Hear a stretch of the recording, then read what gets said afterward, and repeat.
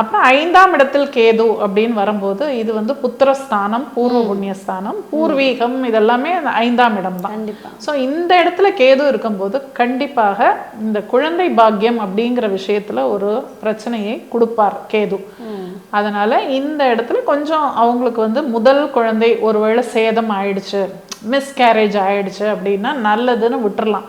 அதுக்காக அவங்க வருத்தப்பட வேண்டாம். ஏன்னா நல்லபடியா குழந்தை பிறந்து நல்லா வாழ்ந்துட்டு இருந்ததுன்னா கண்டிப்பா எப்பயோ ஒரு தடவை அந்த கேதுவோட தசையோ புக்தியோ வரும்போது அந்த கேது வந்து அந்த குழந்தைக்கு ஏதாவது ஒரு இதை சேதத்தை பண்ணுவார். அதனால ஃபர்ஸ்ட் சைல்டு வந்து ஏதாவது மிஸ்கேரேஜ் ஆச்சான்னு நம்ம கேட்கணும். ஆச்சுன்னு சொன்னாங்கன்னா நல்லது அப்படின்னு அதை வந்து 5ல பொதுவாக கேது இருந்தாலே நிச்சயமாக முதல் குழந்தை ஒன்று மிஸ்கேரேஜ் இல்லை ஏதாவது ப்ராப்ளத்தோட தான் இருக்க வாய்ப்பு. கண்டிப்பா கண்டிப்பா. ஏன்னா 5ஆம் இடம்ங்கிறது புத்திரஸ்தானம். எப்பவுமே கேதுவை பத்தி ஒரு விஷயம் சொல்லணும்னா அவர் வந்து எந்த பாவத்துல உட்கார்றாரோ ஒவ்வொரு பாவத்துக்கும் ஒரு உயிர் காரகம் அப்படின்னு ஒண்ணு உண்டு.